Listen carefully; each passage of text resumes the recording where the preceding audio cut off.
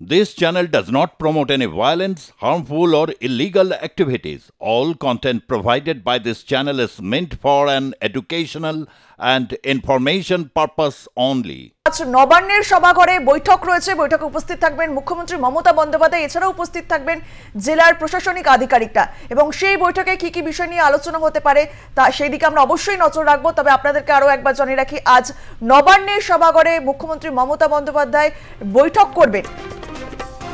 বছরের শুরুতেই নবান্নের সভাঘরে আজ প্রশাসনিক বৈঠক মুখ্যমন্ত্রীর। বৈঠক রাজ্যের সব জেলার প্রশাসনিক আধিকারিকদের সঙ্গে। নতুন বছরে রাজ্য প্রশাসনে কি বার্তা দেন মুখ্যমন্ত্রী, সেটাই এখন দেখার। বছরের শুরুতেই নবান্নের সভাঘরে রয়েছে আজ বৈঠক। বৈঠকে উপস্থিত থাকবেন জেলার প্রশাসনিক আধিকারিকরা। জেলার প্রশাসনিক আধিকারিকদের সঙ্গে মুখ্যমন্ত্রী মমতা বন্দ্যোপাধ্যায়ের আজ বৈঠক রয়েছে নবান্নের সভাঘরে। নতুন বছরে রাজ্য প্রশাসনে কি বার্তা দেন মুখ্যমন্ত্রী, সেটাই এখন দেখার।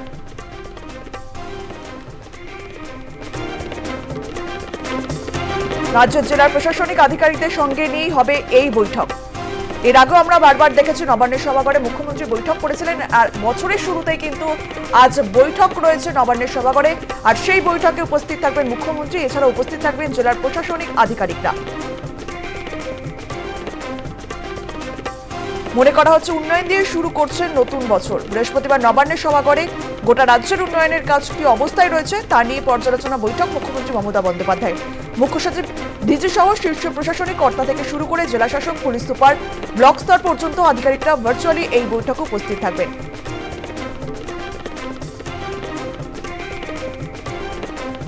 আজ নবান্নের সভাঘরে রয়েছে বৈঠক, এবং সেই বৈঠকে উপস্থিত থাকবেন মুখ্যমন্ত্রী মমতা বন্দ্যোপাধ্যায়, এছাড়াও উপস্থিত থাকবেন জেলার প্রশাসনিক আধিকারিকরা। এই বিষয়ে আমরা কথা বলবো। টেলিফোনে রয়েছেন আমাদের সঙ্গে আমাদের প্রতিনিধি সঞ্জু। সঞ্জু, বছরের শুরুতেই নবান্নের সভাঘরে আজ প্রশাসনিক বৈঠক করবেন মুখ্যমন্ত্রী মমতা বন্দ্যোপাধ্যায়, এবং সেখানে উপস্থিত থাকবেন রাজ্যের সব জেলার প্রশাসনিক আধিকারিকরা। ঠিক কি কি বিষয় নিয়ে আলোচনা হতে পারে এই বৈঠকে, জানবো তোমার থেকে। দেখো, মুখ্যমন্ত্রী মমতা বন্দ্যোপাধ্যায় তিনি প্রশাসনিক পর্যালোচনা বৈঠক করবেন, রাজ্য স্তরীয় বৈঠক।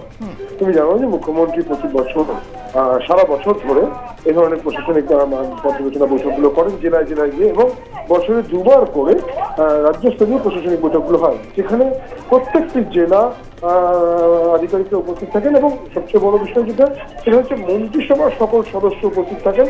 সব করে দপ্তরের আমলারা বা সচিবরা তারা উপস্থিত থাকেন এই বৈঠকগুলোতে, অর্থাৎ রাজ্যস্তরীয় প্রশাসনিক পর্যালোচনা বৈঠকগুলোতে যেটা হয় সেটা হচ্ছে যে কোন দপ্তর কি কাজ করেছে না করেছে, কোন দপ্তরের কাজ কতটা কি বাকি আছে না আছে, যে বিভিন্ন প্রকল্পগুলো সরকারি প্রকল্পগুলো রয়েছে তার পরিপ্রেক্ষিতে সেইগুলোর পর্যালোচনা করা হয়। মুখ্যমন্ত্রী স্টক নেন বলা যেতে পারে অনেকটা, এবং কোন যে দপ্তর ভালো কাজ করেছে তাদেরকে পুরস্কৃত করা, যারা খারাপ কাজ করেছে বা যারা কাজ করে উঠতে পারেনি প্রস্তাবিত যেসব প্রকল্পগুলোর কাজ রয়েছে সেক্ষেত্রে তাদেরকে তিরস্কার করা, এই নীতি মুখ্যমন্ত্রী গত কয়েক বছর ধরে নিয়েছেন, এবং সেটাই তিনি করেন এই ধরনের রাজ্যস্তরীয় বৈঠকগুলোতে।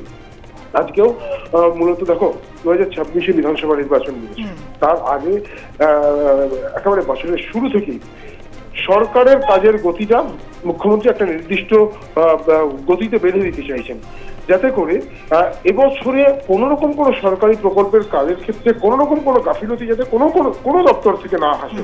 কারণ খুব গুরুত্বপূর্ণ নির্বাচন 2025-এর বিধানসভা 2026-এর বিধানসভা নির্বাচন, ফলে সরকারের বিরুদ্ধে চলে যায় সাধারণ মানুষ সরকারের কোনো কাজের সমস্যার জন্য। তুমি জানো যেভাবে আবাস যোজনার কাজ বলো বা জনস্বপ্ন প্রকল্প রাজ্য সরকারের এগুলোর কাজ বলো, সেক্ষেত্রে অনেক জায়গা থেকেই অভিযোগ ওঠে।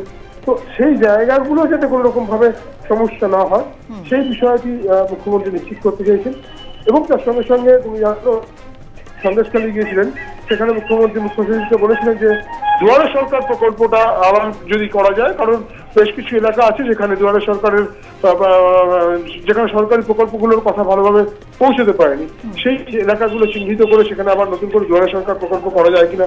তো আজকে সেই বিষয়ে কোনো সিদ্ধান্ত হয় কিনা সেটাও দেখার বিষয় আছে।